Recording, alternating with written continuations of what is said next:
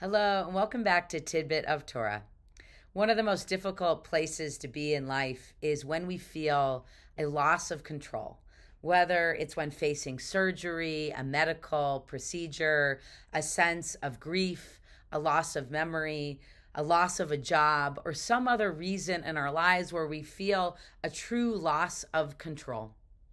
We see that in this week's Torah portion with our leader Moses in Parshat Chukat, in a very memorable and much discussed scene of the Torah.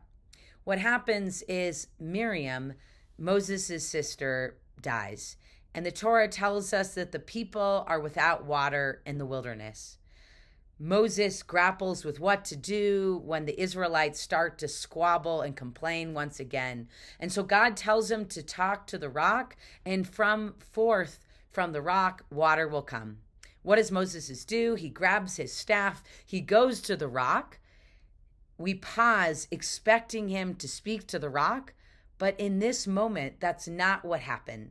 Instead, Moses says, "Listen, you rebels, shall we get water for you from this rock?" And he strikes the rock twice.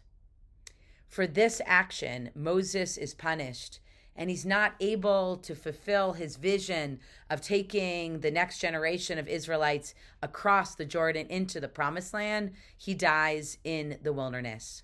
Over the centuries, rabbinic commentators have discussed what was the crime for which Moses was punished for this particular scene, because the Torah tells us it was for this moment that he wasn't allowed to go to the land. Was it how he spoke to the people as "you rebels"? Was it because he didn't speak to the rock, he hit it twice? Was it because he lost faith, or for his frustration, because he disobeyed God? What exactly was the crime? To me, actually, a far more interesting question even is, what's going on with Moses in this scene? Why does he act the way he does? And what can we learn from that as Jews and as human beings?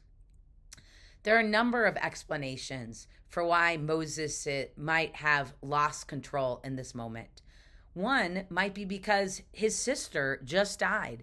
This is a brother facing an enormous loss. Miriam was a giant to the Israelite people and also a very powerful figure as a sister in his own life. So perhaps this is the scene of someone that is grief-stricken and feeling a sense of anger and frustration because of the loss of his sister.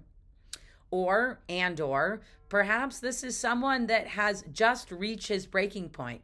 The Israelites have been complaining again and again. Can't these people just appreciate the freedom that they have since he's taken them out of Egypt? So often, whether it's as parents or as leaders, the frustration of complaints wells up, especially when it's not delivered in a very respectful or curious manner. So maybe it's a moment of frustration, or perhaps this is a moment in which Moses is having a crisis of faith or trust.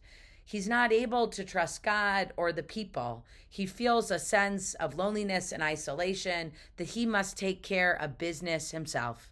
Or perhaps it is some combination of grief, of a loss of control and frustration, of a loss of trust and faith. We don't know exactly, but certainly there is a lesson for all of us in this moment. When we reach those inevitable moments, when we feel a loss of control in the various circumstances in our life where that might happen, how do we want to act in that moment? What are the words we want to find? What are the emotions that we want to manage? What are the prayers that we might want to insert? And how do we want to behave? Moses' actions give us a moment to look up and put a mirror to our own actions, because the truth is, we all lose control.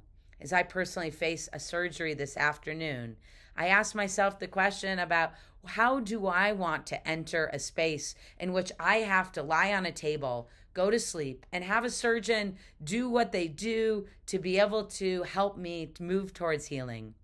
I can't control exactly the surgeon's actions or what happens, but I can control what my mental, emotional, spiritual state is going in and how I approach healing on the other side. May we all be able to take a moment to decide how we want to show up in these inevitable moments of a loss of control, who we want to entrust, where we want to find our faith, and how we want to move forward towards healing. Shabbat Shalom.